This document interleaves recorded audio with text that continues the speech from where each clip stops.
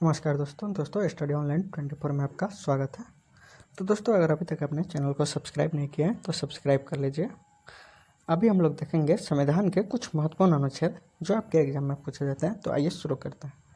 तो सबसे पहला नंबर है, संविधान द्वारा अंतिम रूप से पारित संविधान में कुल कितने अनुच्छेद तथा अनुसूचियाँ थी। यानी संविधान जब बनकर तैयार हुआ तो उस समय कुल कितने अनुच्छेद और अनुसूचियाँ थी। तो उस समय दोस्तों 395 अनुच्छेद और 8 अनुसूचियाँ थी। तो इसका राइट आंसर होगा सी। नेक्स्ट है 2 नंबर, वर्तमान समय में भारतीय संविधान की गणना की दृष्टि से कुल कितने अनुच्छेद और अनुसूचियाँ हैं। तो वर्तमान में भारतीय संविधान में गणना की दृष्टि से कुल 395 अनुच्छेद और 12 अनुसूचियाँ हैं। नेक्स्ट है 3rd नंबर, वर्तमान में भारतीय संविधान में कुल धाराओं की संख्या कितनी है। तो ये इम्पोर्टेंट है, क्योंकि धाराओं को दोस्तों अनुच्छेद और आर्टिकल भी कहा जाता है। तो वर्तमान में भारतीय संविधान में कुल धाराओं की संख्या कितनी है। तो यहाँ ऑप्शन आपको है 356, 395 और सी में है 404 और इनमें से कोई नहीं। तो इसका राइट आंसर क्या होगा, 395। नेक्स्ट है 4 नंबर, संविधान के किस अनुच्छेद में यह अंकित है कि इंडिया अर्थात भारत राज्यों का एक संघ होगा। तो ये काफ़ी इंपॉर्टेंट है और शुरुआती ही क्वेश्चन है।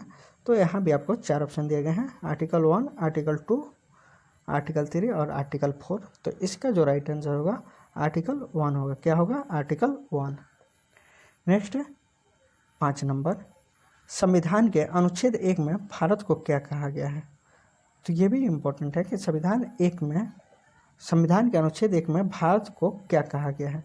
तो ऑप्शन दिया गया है परिसंघ, बी में है महासंघ, सी में है परिसंघ प्रबल एकात्मक आधार के साथ और डी में है राज्यों का संघ। तो इसका जो राइट आंसर होगा राज्यों का संघ होगा। यानी संविधान के अनुच्छेद 1 में भारत को कहा गया है कि भारत एक राज्यों का संघ है। नेक्स्ट 6 नंबर, संविधान के किन अनुच्छेदों में नागरिकता संबंधी प्रावधान है। तो ये काफ़ी इंपॉर्टेंट है और पूछा भी जाता है कि संविधान के किस अनुच्छेद में नागरिकता संबंधी प्रावधान है, यानी नागरिकता का उल्लेख किया गया है। तो आर्टिकल 1 से 5 है, ऑप्शन नंबर ए।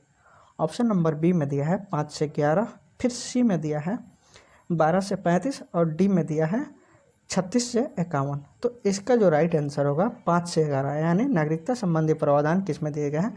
तो आर्टिकल 5 से 11 में। नेक्स्ट है, निम्नलिखित में किन अनुच्छेदों द्वारा भारतीय संविधान के नागरिकों को मूल अधिकारों की निश्चितता प्रदान की गई है, यानी प्रदान करता है। तो 7 नंबर का ये भी काफ़ी इंपॉर्टेंट है और ये क्वेश्चन दोस्तों यूपीपीसीएस 2015 में पूछा गया है। तो ऑप्शन ए में दिया है 12 से 35 तक, बी में दिया है 12 से 30, सी का जो ऑप्शन है 15 से 35 है और डी में दिया है 14 से 32।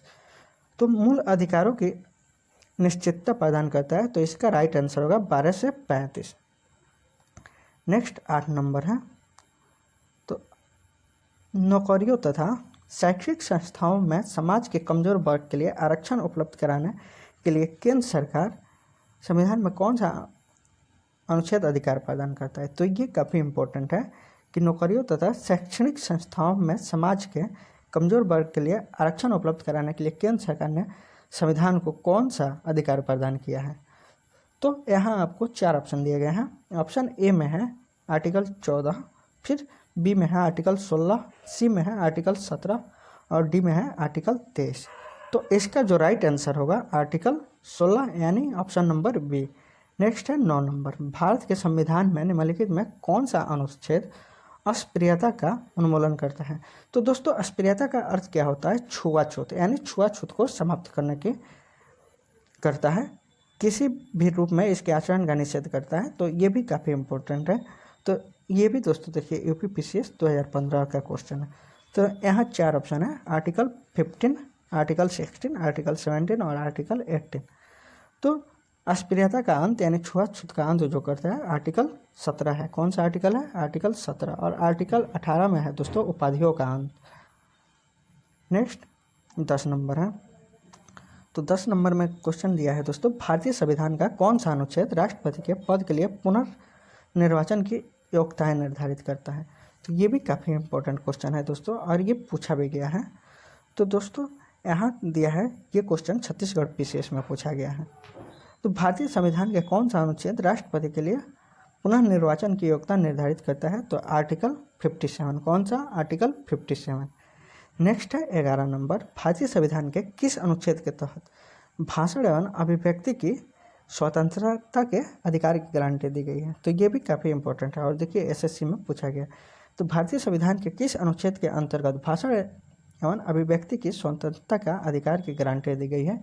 तो यहाँ 4 ऑप्शन दिया गया है, आर्टिकल 19, आर्टिकल 20, आर्टिकल 21 और आर्टिकल 22। तो इसका जो राइट आंसर होगा भाषण एवं अभिव्यक्ति की गारंटी का, तो इसका राइट आंसर हो जाएगा आर्टिकल 19 यानी अनुच्छेद 19।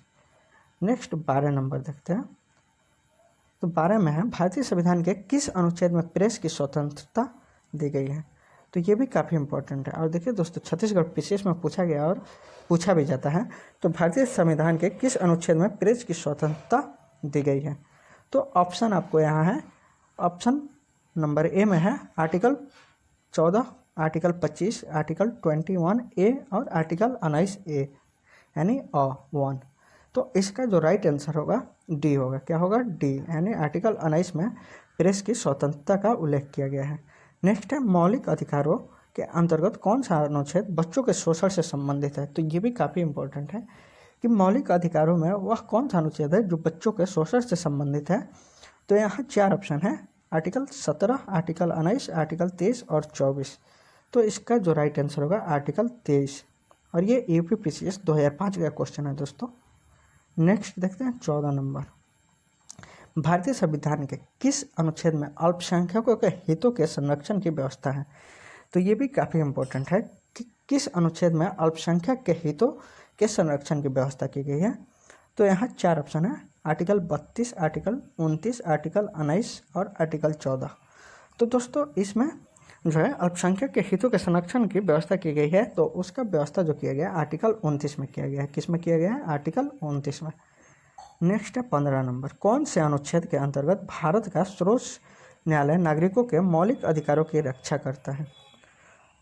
तो ये भी काफ़ी इंपॉर्टेंट है कि किस अनुच्छेद के तहत भारत का जो सर्वोच्च न्यायालय है नागरिक के मौलिक अधिकारों की रक्षा करता है?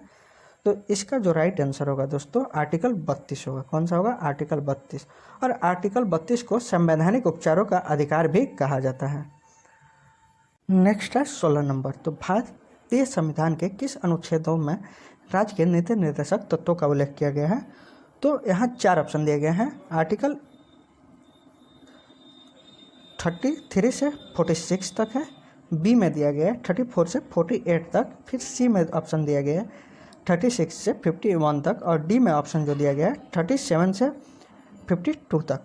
तो दोस्तों नीति निर्देशक तत्वों का जो उल्लेख किया गया है आर्टिकल 36 से 51 तक, यानी सी इसका राइट आंसर होगा। 17 नंबर देखते हैं, भारतीय संविधान के अंतर्गत कल्याणकारी राज्य की अवधारणा निम्नलिखित में किस अनुच्छेद में वर्णित है? तो यह काफ़ी इंपॉर्टेंट है कि कल्याणकारी राज्य की अवधारणा किस अनुच्छेद में वर्णित की गई है?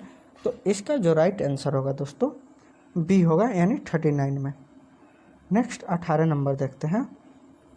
तो 18 नंबर में है, भारतीय संविधान का कौन सा अनुच्छेद राज्य सरकारों को ग्राम पंचायत के गठन का निर्देश देता है? तो ये काफ़ी इंपॉर्टेंट है और एसएससी 2013 में भी पूछा गया है। तो यहाँ आपको 4 ऑप्शन है, आर्टिकल 51, आर्टिकल 52, आर्टिकल 37 और आर्टिकल 40। तो इसका जो राइट आंसर होगा 18 नंबर का डी होगा, यानी आर्टिकल 40 जो है ग्राम पंचायतों के गठन का निर्देश देता है। नेक्स्ट 19 नंबर, 42वें संविधान संशोधन कि किस अनुच्छेद में मौलिक कर्तव्यों को जोड़ा गया? तो यह काफ़ी इंपॉर्टेंट है कि 42वें संविधान संशोधन के द्वारा किस अनुच्छेद में मौलिक कर्तव्यों को जोड़ा गया है? तो यहाँ 4 ऑप्शन है, article 51, article 51A, article 29B और आर्टिकल 39C। तो दोस्तों इसका जो राइट आंसर होगा आर्टिकल 51A, यानी आर्टिकल 51A में मौलिक कर्तव्यों को जोड़ा गया है। और मौलिक कर्तव्यों को लिया कहाँ से गया है? तो दोस्तों मौलिक कर्तव्यों को लिया गया है रूस से। कहाँ से? रूस से। नेक्स्ट है 20 नंबर, भारतीय संविधान के किस अनुच्छेद में मौलिक कर्तव्यों की चर्चा की गई है? तो यहाँ भी 4 ऑप्शन है, 50A, 51A, 49A और 52A। तो इसका जो राइट आंसर होगा बी होगा, यानी 51A। नेक्स्ट 21 देखते हैं। तो 21 का जो राइट क्वेश्चन क्या है? तो संघ की कार्यपालिका की शक्ति राष्ट्रपति में निहित होगी, जिसका वह प्रयोग स्वयं या अपने अधीनस्थ अधिकारियों के द्वारा करेगा। तो ये काफ़ी इंपॉर्टेंट है कि संघ की कार्यपालिका की जो शक्ति होगी राष्ट्रपति में नियुक्त होगी और इस शक्ति का वह प्रयोग अपने अधीनस्थ अधिकारियों के द्वारा करेगा। तो यहाँ 4 ऑप्शन आपको दिए गए हैं कि राष्ट्रपति की शक्ति का वर्णन किस में किया गया है। तो आर्टिकल 51, आर्टिकल 52, आर्टिकल 53 और आर्टिकल 54। तो दोस्तों इसका जो राइट आंसर होगा सी होगा, यानी राष्ट्रपति की जो शक्ति का वर्णन किया गया आर्टिकल 53 में, और आर्टिकल 52 में राष्ट्रपति के पद की चर्चा की गई है, और आर्टिकल 54 में जो है राष्ट्रपति के निर्वाचन की चर्चा की गई है। तो इसका जो राइट आंसर होगा कि राष्ट्रपति की शक्ति निहित होगी, तो आर्टिकल 53 आंसर। नेक्स्ट देखते हैं, भारत के संविधान के किस अनुच्छेद के अंतर्गत भारत के राष्ट्रपति पर महाभियोग लगाया जा सकता है। तो ये काफ़ी इंपॉर्टेंट क्वेश्चन है कि भारत के संविधान के किस अनुच्छेद के अंतर्गत भारत के राष्ट्रपति पर महाभियोग लगाया जा सकता है। तो यहाँ आपको 4 ऑप्शन दिए गए हैं, आर्टिकल 61, फिर आर्टिकल 75, आर्टिकल 76 और आर्टिकल 85। तो दोस्तों भारत के राष्ट्रपति पे आर्टिकल 61 के तहत महाभियोग लगाया जा सकता है, यानी इसका राइट आंसर क्या होगा, ए होगा। नेक्स्ट 23 है, तो 23 में दिया गया है संविधान के किस अनुच्छेद में उपराष्ट्रपति के पद का प्रावधान किया गया है। तो ये भी काफ़ी इंपॉर्टेंट है कि संविधान के किस अनुच्छेद में उपराष्ट्रपति के पद का उल्लेख है। तो यहाँ 4 ऑप्शन है, आर्टिकल 52, आर्टिकल 53, आर्टिकल 63 और आर्टिकल 76। तो यहाँ जो राइट आंसर होगा दोस्तों इसका आर्टिकल 63, यानी आर्टिकल 63 में राष्ट्रपति के पद का प्रावधान किया गया है, यानी उल्लेख किया गया है। नेक्स्ट है 24, संविधान के किस अनुच्छेद के अंतर्गत मंत्रीगण सामूहिक रूप से लोकसभा के प्रति उत्तरदायी होते हैं। तो ये भी काफ़ी इंपॉर्टेंट क्वेश्चन है कि संविधान के किस अनुच्छेद के अंतर्गत जो मंत्रीगण होते हैं लोकसभा के प्रति उत्तरदायी होते हैं। तो यहाँ आपको 4 ऑप्शन दिए गए हैं। ऑप्शन ए है आर्टिकल 73, फिर बी में दिया गया है 74, आर्टिकल सी में दिया गया है 75 और आर्टिकल 76 यानी डी में दिया गया है। तो इसका जो राइट आंसर क्या होगा, तो राइट आंसर होगा आर्टिकल 75। नेक्स्ट है, संविधान का कौन सा अनुच्छेद मंत्रिपरिषद के गठन के बारे में आधारभूत नियम निर्धारित करता है, यानी लाया जाता है।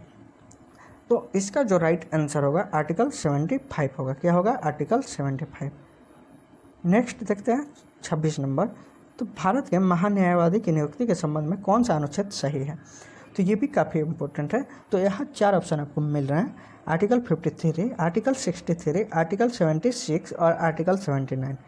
तो भारत के महान्यायवादी के नियुक्ति का उल्लेख किया गया आर्टिकल 76 में। नेक्स्ट है, कौन सा अनुच्छेद संसद के 2 अधिवेशनों के बीच 6 माह की अंतराल की अनिवार्यता का उल्लेख करता है, यानी संसद के 2 अधिवेशनों के बीच 6 माह का अंतराल होगा, इसका उल्लेख करता है। तो यहाँ 4 ऑप्शन है, आर्टिकल 81, आर्टिकल 82, आर्टिकल 83 और आर्टिकल 85।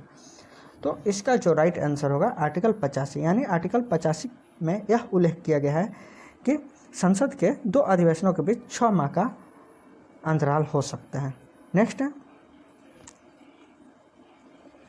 क्वेश्चन नंबर 28, तो राष्ट्रपति संविधान के किस अनुच्छेद के अंतर्गत लोकसभा को भंग कर सकता है। तो ये काफ़ी इंपॉर्टेंट क्वेश्चन है कि राष्ट्रपति किस आर्टिकल के तहत लोकसभा को भंग करने की शक्ति दी गई है। तो यहाँ ऑप्शन ए में दिया है आर्टिकल 85, फिर में दिया बी में दिया है आर्टिकल 95, सी में दिया है आर्टिकल 356 और डी में दिया है आर्टिकल 365। तो इसका जो राइट आंसर होगा आपका आर्टिकल 85 होगा। क्या होगा, आर्टिकल 85। नेक्स्ट 29 है, तो संविधान के किस अनुच्छेद के तहत संसद की संयुक्त बैठक का प्रावधान किया गया है। तो ये काफ़ी इंपॉर्टेंट क्वेश्चन है और पूछा भी जाता है। तो यहाँ 4 ऑप्शन आपको हैं, अनुच्छेद 106 बी में है, अनुच्छेद 108 सी में है, अनुच्छेद 110 और डी में है अनुच्छेद 112। तो संविधान के अनुच्छेद 108 के तहत संयुक्त बैठक का प्रावधान किया गया है। नेक्स्ट है 30 नंबर, लोकसभा एवं राज्यसभा के संयुक्त अधिवेशन के विषय में प्रावधान किस अनुच्छेद में किया गया है। तो इसका भी दोस्तों वही आंसर होगा, अनुच्छेद 108, यानी 108 में लोकसभा और राज्यसभा के संयुक्त अधिवेशन की चर्चा की गई है, यानी उल्लेख की गई है। तो दोस्तों अगर वीडियो आपको अच्छा लगा हो तो अधिक से अधिक लाइक, शेयर और सब्सक्राइब कीजिए। ये वीडियो का पार्ट 1 है और इसका एक और पार्ट 2 आएगा। दोनों मिला के हम लोग लगभग 60 क्वेश्चन करेंगे जो आपके एग्जाम के लिए उपयोगी होंगे। तो दोस्तों धन्यवाद।